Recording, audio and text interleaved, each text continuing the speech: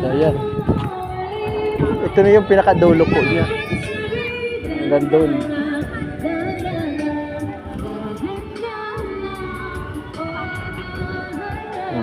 Malinaw din naman yung tubig eh.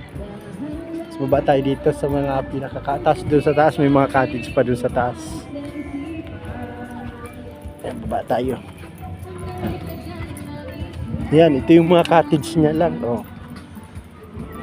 Ayan, 150, 250. Di pa siguro pag summer daw mga 300 to. Pero ngayon, hindi naman 150 lang.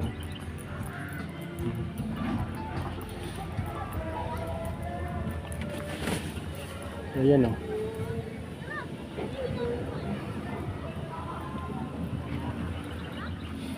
Dahil bakante.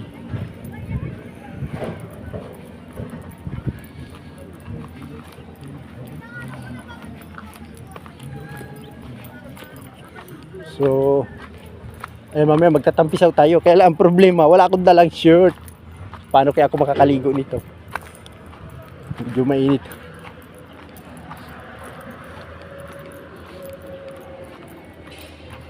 Tapos may doon, mayroong nagkakukay doon. May backhoe. Ano, di maalat?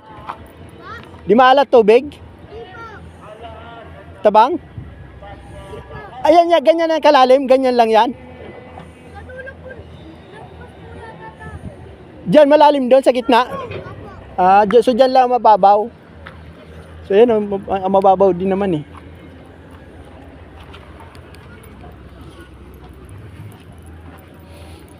So ito yung ng Angat Dam. Alam ko dito kumukuha yung tubig papuntang hindi pala to, okay lang pala maligo rito. So libre po ito, walang bayad. Ang may bayad lang yung cottage.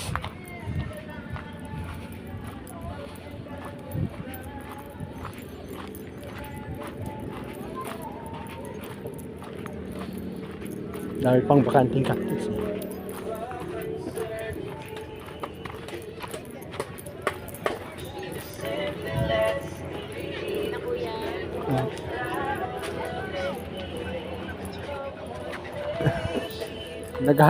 Kala ko may tindang mga shirt doon kasi wala bisa, wala mo din pala.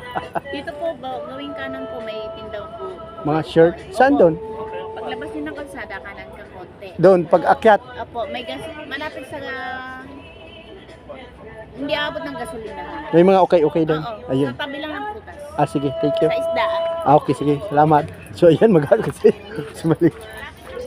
Okay, sige, salamat. So ayan, maghanap tayo ng shirt kasi lang dalang shirt para makaligo.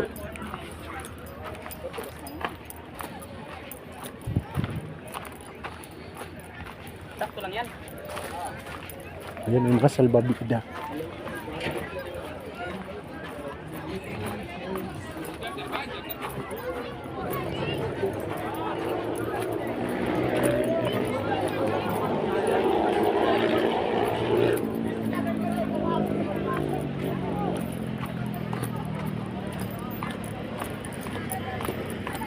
Saan po ba dito may mabili ang shirt? Shirt?